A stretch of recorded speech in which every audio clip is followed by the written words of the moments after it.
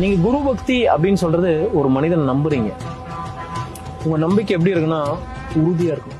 இந்த வாழ்க்கையை எனக்கு கத்துக் கொடுத்தது அவன் தான். இந்த வாழ்க்கையில எப்படி நான் மேம்படையணும்னு கத்துக் கொடுத்தது அவன் தான்.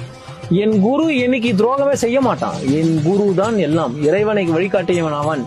அவனாலதான் இன்னைக்கு இறைவனை நான் உணர்ந்தேன். என் குரு இந்த மண்ணில் இருக்க சொன்னா இருப்பேன், போ சொன்னா போயிடுவேன். அதான் குரு பக்தின்றது. என் குரு மேல இம்மியளவும் எனக்கு சந்தேகம் வராது. அவன் செய்வது எல்லாமே என் நலனுக்காக மட்டும்தான். என்னை காக்கும் சக்தி அது, என்னை வாழ வைக்கும் சக்தி அது, அதுதான் எல்லாமே. அப்படி நான் அந்த குரு மேல நம்பிக்கை வச்சேன்னா அந்த குருக்கு உருவம் கூட தேவை கிடையாது. நமக்கு பின்னாடி ஒருத்தர் நிக்கிறாங்கன்றது சக்தி தானே. நான் இறைவன் இருக்கா எனக்கு பின்னாடி, நான் நம்புறேன், நான் எதுக்குமே விட மாட்டேன். என் பின்னாடி என் குரு இருக்கான் அப்படின்னு நம்பினா ஒரு உருவத்துல அது எவ்வளவு பெரிய சக்தி.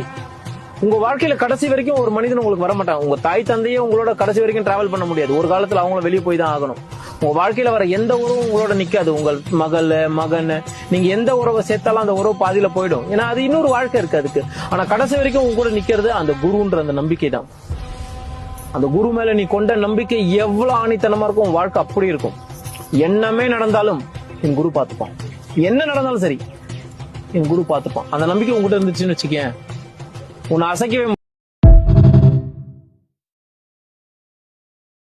நீங்க குரு பக்தி அப்படின்னு சொல்றது ஒரு மனிதன் நம்புறீங்க. உங்க நம்பிக்கை எப்படி இருக்குன்னா உறுதியா இருக்கும். இந்த வாழ்க்கையை எனக்கு கத்துக் கொடுத்தது அவன் தான். இந்த வாழ்க்கையில எப்படி நான் மேம்படையணும்னு கத்துக் கொடுத்தது அவன் தான். என் குரு என்னைக்கு துரோகமே செய்ய மாட்டான். என் குரு தான் எல்லாம். இறைவனை வழிகாட்டியவன் அவன். அவனாலதான் இன்னைக்கு இறைவனை நான் உணர்ந்தேன். என் குரு இந்த மண்ணில் இருக்க சொன்னா இருப்பேன், போ சொன்னா போயிடுவேன். அதான் குரு பக்தின்றது. என் குரு மேல இம்மியளவும் எனக்கு சந்தேகம் வராது. அவன் செய்வது எல்லாமே என் நலனுக்காக மட்டும்தான். என்னை காக்கும் சக்தி அது, என்னை வாழ வைக்கும் சக்தி அது, அதுதான் எல்லாமே. அப்படி நான் அந்த குரு மேல நம்பிக்கை வச்சேன்னா அந்த குருக்கு உருவம் கூட தேவை கிடையாது. நமக்கு பின்னாடி ஒருத்தர் நிக்கிறாங்கன்றது சக்தி தானே. நான் இறைவன் இருக்கா எனக்கு பின்னாடி, நான் நம்புறேன், நான் எதுக்குமே விட மாட்டேன்.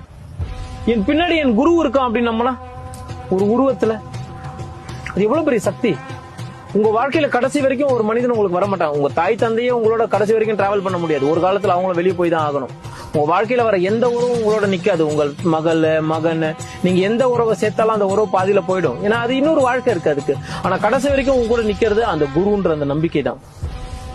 அந்த குரு மேல நீ கொண்ட நம்பிக்கை எவ்வளவு ஆணித்தனமா இருக்கும், உன் வாழ்க்கை அப்படி இருக்கும். என்னமே நடந்தாலும் என் குரு பார்த்துப்பான். என்ன நடந்தாலும் சரி என் குரு பார்த்துப்பான். அந்த நம்பிக்கை உங்ககிட்ட இருந்துச்சுன்னு வச்சுக்கேன், உன்னை அசைக்கவே